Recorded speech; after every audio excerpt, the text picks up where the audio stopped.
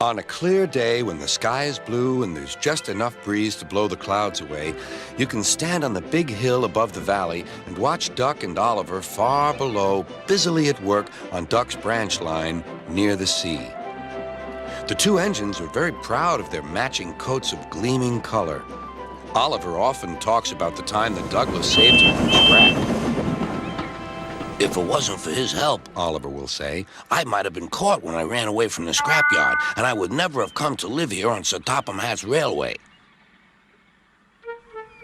The other engines all wanted to know about Oliver's adventures. Amazing, remarked Henry. Oliver, said James, has resource. And sagacity, put in Gordon. What does that mean, whispered Percy. I think, replied Thomas, it's about being clever and wise. He is, finished Gordon, an example to us all. I'm sorry to say that Oliver became very puffed up in the smoke box. Henry says I'm amazing. He's right. He whistled as he swooshed along the line. One day, Sir Topham Hatt came to see him. You are doing well. Now you must learn how to look after freight cars. Every wise engine knows that you cannot trust freight cars. The other engines warned Oliver, but he took no notice.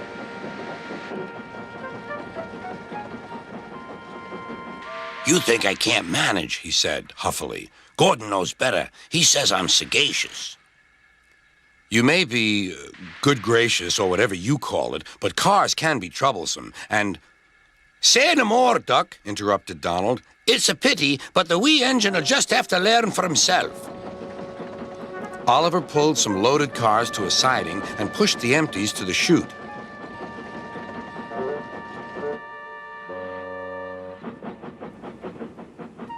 Then he came back to take the loaded cars away. But they were comfortable and didn't want to move. What right has he to poke his funnel in here? We want Duck. Or Donald. Or Douglas.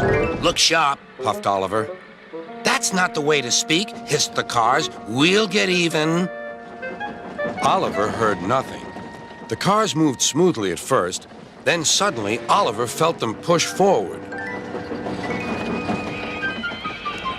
His driver applied the brakes, but they were useless against the surging cars.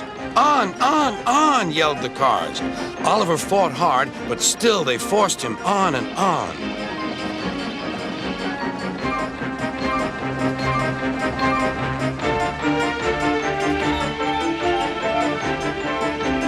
At last, the cars grew tired. I'm winning, gasped Oliver, but it was too late.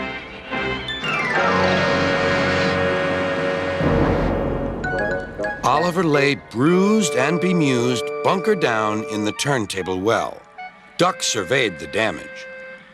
Hello, Oliver. Are you being a good gracious engine? Beg pardon, but we really don't like this sort of surprise. Donald and Douglas will miss their turntable until it is mended. That evening, Oliver was hauled gently to safety. I'm sorry, sir, he said to Sir Topham Hatt.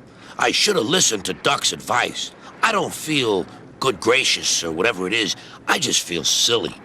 Well, Oliver, replied Sir Topham Hatt, now you know the damage cars can do.